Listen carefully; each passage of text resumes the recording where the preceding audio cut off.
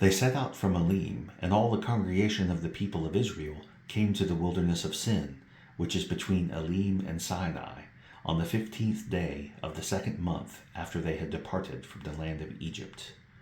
And the whole congregation of the people of Israel grumbled against Moses and Aaron in the wilderness. And the people of Israel said to them, "Would that we had died by the hand of the Lord in the land of Egypt, when we sat by the meat pots and ate bread to the full. For you have brought us out into this wilderness to kill this whole assembly with hunger." Then the Lord said to Moses, "Behold, I am about to rain bread from heaven for you, and the people shall go out and gather a day's portion every day, that I may test them, whether they will walk in my law or not. On the 6th day, when they prepare what they bring in, it will be twice as much as they gather daily." So Moses and Aaron said to all the people of Israel, "At evening you shall know that it was the Lord who brought you out of the land of Egypt, and in the morning you shall see the glory of the Lord, because he has heard your grumbling against the Lord. For what are we that you grumble against us?" And Moses said, "When the Lord gives you in the evening meat to eat, and in the morning bread to the full, because the Lord has heard your grumbling, that you grumble against him, what are we? Your grumbling is not against us, but against the Lord." Then Moses said to Aaron, "Say to the whole congregation of the people of Israel, 'Come near before the Lord, for he has heard your grumbling.'" And as soon as Aaron spoke to the whole congregation of the people of Israel, they looked toward the wilderness, and behold, the glory of the Lord appeared in the cloud. And the Lord said to Moses, "I have heard the grumbling of the people of Israel. Say to them, 'At twilight you shall eat meat, and in the morning you shall be filled with bread. Then you shall know that I am the Lord your God.'" In the evening quail came up and covered the camp, and in the morning dew lay around the camp. And when the dew had gone up, there was on the face of the wilderness a fine flake-like thing, fine as frost on the ground. When the people of Israel saw it, they said to one another, "What is it?" For they did not know what it was. And Moses said to them, "It is the bread that the Lord has given you to eat. This is what the Lord has commanded. Gather of it each one of you as much as he can eat. You shall each take an omer, according to the number of the persons that each of you has in his tent." And the people of Israel did so. They gathered, some more, some less. But when they measured it with an omer, whoever gathered much had nothing left over, and whoever gathered little had no lack. Each of them gathered as much as he could eat. And Moses said to them, "Let no one leave any of it over till the morning." But they did not listen to Moses. Some left part of it till the morning, and it bred worms and stank. And Moses was angry with them. Morning by morning they gathered it, each as much as he could eat. But when the sun grew hot, it melted. On the 6th day they gathered twice as much bread, 2 omers each. And when all the leaders of the congregation came and told Moses, he said to them, "This is what the Lord has commanded. Tomorrow is a day of solemn rest, a holy Sabbath to the Lord. Bake what you will bake and boil what you will boil, and all that is left over lay aside to be kept till the morning." So they laid it aside till the morning, as Moses commanded them, and it did not stink, and there were no worms in it. Moses said, "Eat it today, for today is a Sabbath to the Lord. Today you will not find it in the field. 6 days you shall gather it, but on the 7th day, which is the Sabbath, there will be none." On the 7th day some of the people went out to gather, but they found none. And the Lord said to Moses, "How long will you refuse to keep my commandments and my laws? See, the Lord has given you the Sabbath. Therefore on the 6th day he gives you bread for 2 days. Remain each of you in his place. Let no one go out of his place on the 7th day." So the people rested on the 7th day. Now the house of Israel called its name manna. It was like coriander seed, white, and the taste of it was like wafers made with honey. Moses said, "This is what the Lord has commanded. Let an omer of it be kept throughout your generations, so that they may see the bread with which I fed you in the wilderness, when I brought you out of the land of Egypt." And Moses said to Aaron, Take a jar and put an omer of manna in it, and place it before the Lord to be kept throughout your generations. As the Lord commanded Moses, so Aaron placed it before the testimony to be kept. The people of Israel ate the manna 40 years, till they came to a habitable land. They ate the manna till they came to the border of the land of Canaan. An omer is the 10th part of an ephah. All the congregation of the people of Israel moved on from the wilderness of Sin by stages, according to the commandment of the Lord, and camped at Rephidim. But there was no water for the people to drink. Therefore the people quarreled with Moses and said, "Give us water to drink." And Moses said to them, "Why do you quarrel with me? Why do you test the Lord?" But the people thirsted there for water, and the people grumbled against Moses and said, "Why did you bring us up out of Egypt to kill us and our children and our livestock with thirst?" So Moses cried to the Lord, "What shall I do with this people? They are almost ready to stone me." And the Lord said to Moses, "Pass on before the people, taking with you some of the elders of Israel, and take in your hand the staff with which you struck the Nile, and go. Behold, I will stand before you there on the rock at Horeb, and you shall strike the rock, and water shall come out of it, and the people will drink." And Moses did so in the sight of the elders of Israel. And he called the name of that place Massah and Meribah, because of the quarreling of the people of Israel, and because they tested the Lord by saying, "Is the Lord among us or not?" Then Amalek came and fought with Israel at Rephidim.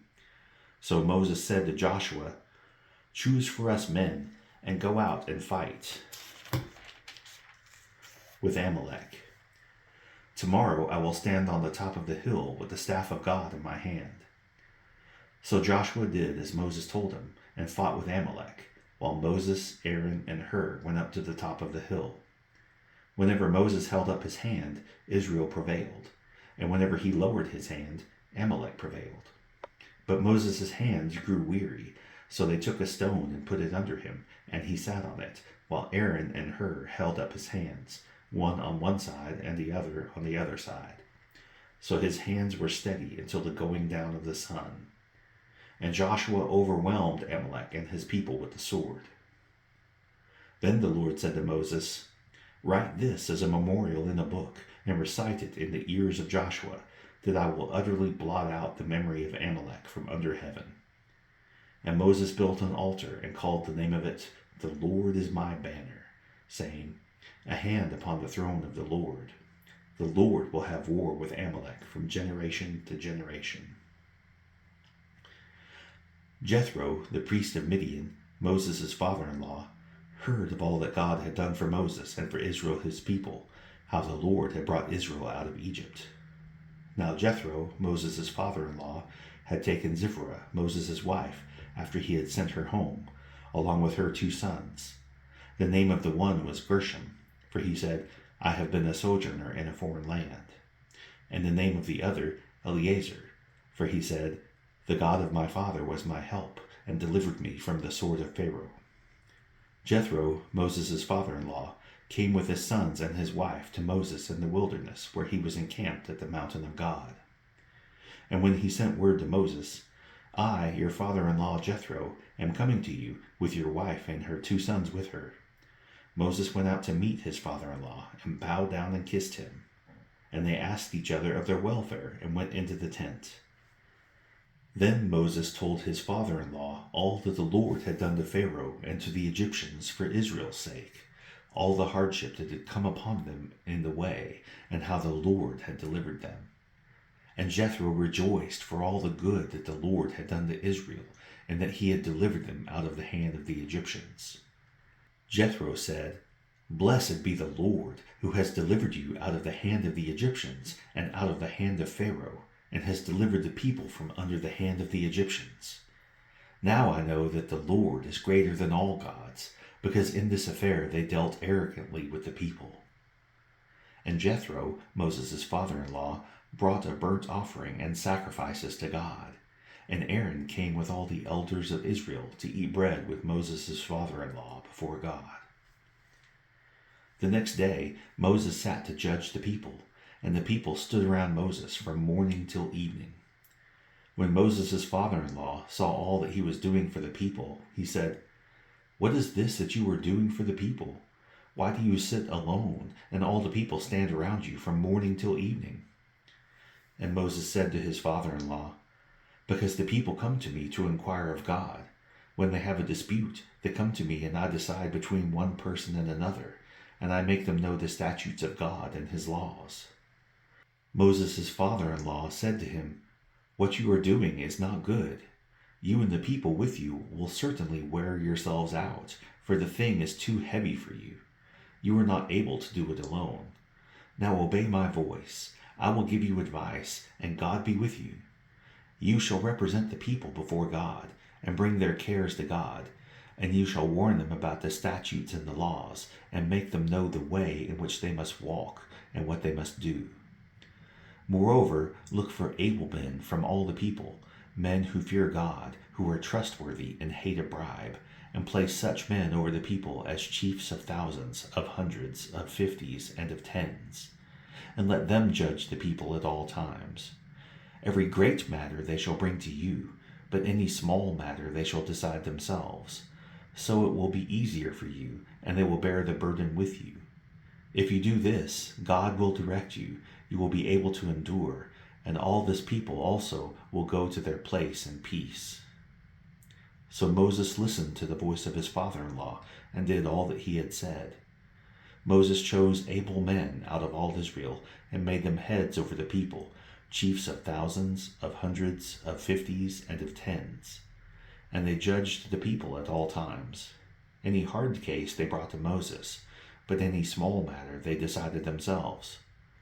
Then Moses let his father-in-law depart, and he went away to his own country. Psalm 22. My God, why have you forsaken me? Why are you so far from saving me from the words of my groaning? Oh my God, I cry by day, but you do not answer, and by night, but I find no rest. Yet you are holy, enthroned on the praises of Israel. In you our fathers trusted. They trusted, and you delivered them. To you they cried and were rescued. In you they trusted and were not put to shame. But I am a worm and not a man, scorned by mankind and despised by the people. All who see me mock me. They make mouths at me. They wag their heads. He trusts in the Lord. Let him deliver him. Let him rescue him, for he delights in him. Yet you are he who took me from the womb. You made me trust you at my mother's breasts. On you was I cast from my birth, and from my mother's womb you have been my God. Be not far from me, for trouble is near, and there is none to help. Many bulls encompass me, strong bulls of Bashan surround me. They open wide their mouths at me, like a ravening and roaring lion. I am poured out like water, and all my bones are out of joint. My heart is like wax, it is melted within my breast. My strength is dried up like a potsherd, and my tongue sticks to my jaws. You lay me in the dust of death. For dogs encompass me, a company of evildoers encircles me. They have pierced my hands and feet. I can count all my bones. They stare and gloat over me. They divide my garments among them, and for my clothing they cast lots. But you, O Lord, do not be far off. O you, my help, come quickly to my aid. Deliver my soul from the sword, my precious life from the power of the dog. Save me from the mouth of the lion. You have rescued me from the horns of the wild oxen. I will tell of your name to my brothers. In the midst of the congregation I will praise you. You who fear the Lord, praise him. All you offspring of Jacob, glorify him, and stand in awe of him, all you offspring of Israel. For he has not despised or abhorred the affliction of the afflicted, and he has not hidden his face from him, but has heard when he cried to him. From you comes my praise in a great congregation.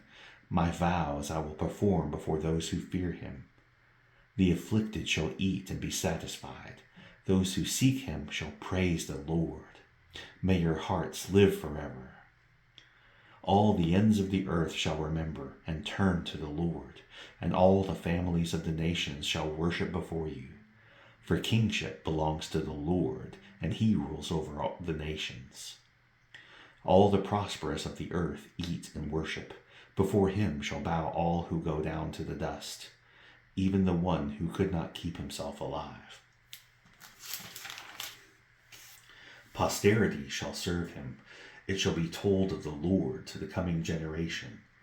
They shall come and proclaim his righteousness to a people yet unborn, that he has done it.